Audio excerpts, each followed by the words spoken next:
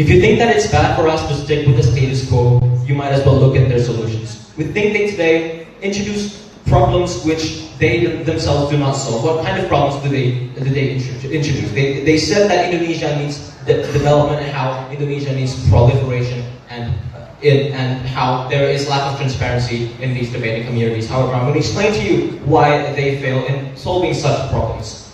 First of all, side government today spoke about debaters as if they're exclusive individuals who are already great. They're speaking about individuals who are on the highest level of debating, while not considering the fact that the point of proliferation that is introduced by the government is to introduce debating to newer people, which they don't consider, because they assume those people people who join are people who are ultimately already good, and they're not considering those who actually want to try and want to improve. Therefore, proliferation is not a sheep in their side of the house, because people who watch these videos, the people that they're considering, are people who will be considered exclusives. People think that in order to be debated, you need to have qualities A, B, and C. We think that this is highly harmful. It prevents people from entering debate in the first place. And also, how they said that you can learn from these videos. But we told you how you can't really learn as much, because a lot of people would be giving minimum performance because of the emotional baggage that they endure. They would not perform as comfortably as they could have done. We think that it is enough for you to watch recordings of people who consent to be recorded, because we think that they can give better performances. You don't need to force people who don't consent and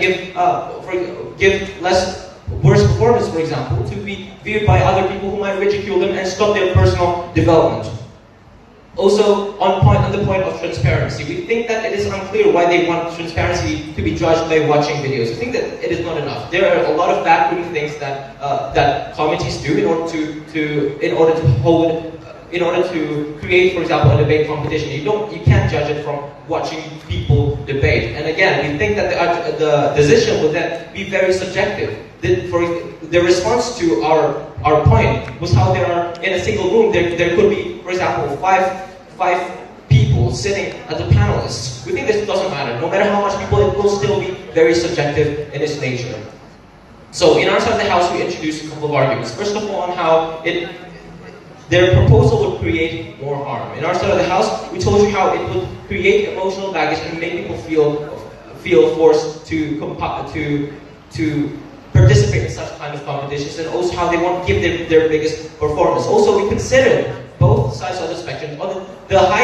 We considered the people on the highest point of debating, also the people who are starting out. And their side of the house, they're only thinking of the people who are already confident, who want their videos to be seen, and where people can learn from. But in our side of the house, we acknowledge that state-funded tournaments can also exist in places such as Irian, in places that are relatively rural. And we also showed you the dangers of showing recordings of these videos who don't consent, because we think that it might actually give bad images to that particular area, therefore stopping them to participate in more competitions. And then basically people would start at the end of the day ridiculing that area for being left behind. Even if they don't state it explicitly, it would still happen in their subconscious mind, that they think by watching these videos, people from areas A, B, C are less developed, people from areas B, D, E, F are more developed, and so on and so forth. Therefore, the goals that they introduced aren't achieved, because proliferation doesn't happen when you watch someone being recorded, forcibly recorded, and not giving their best performance. We think that it can happen with people who already consent,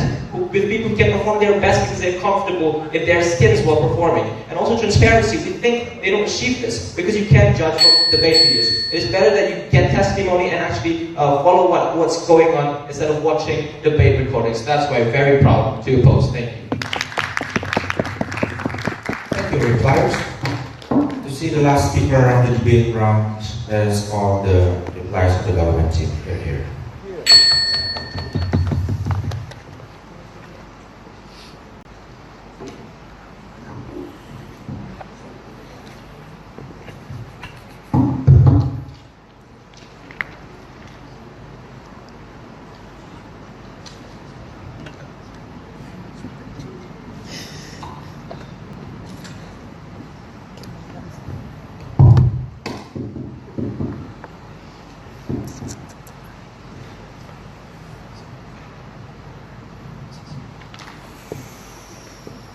Government already take this debate by but we already proved to you on how debate will be more proliferated in our cases, right? But before moving on to the clashes that we obviously want, first I'm going to clarify some things.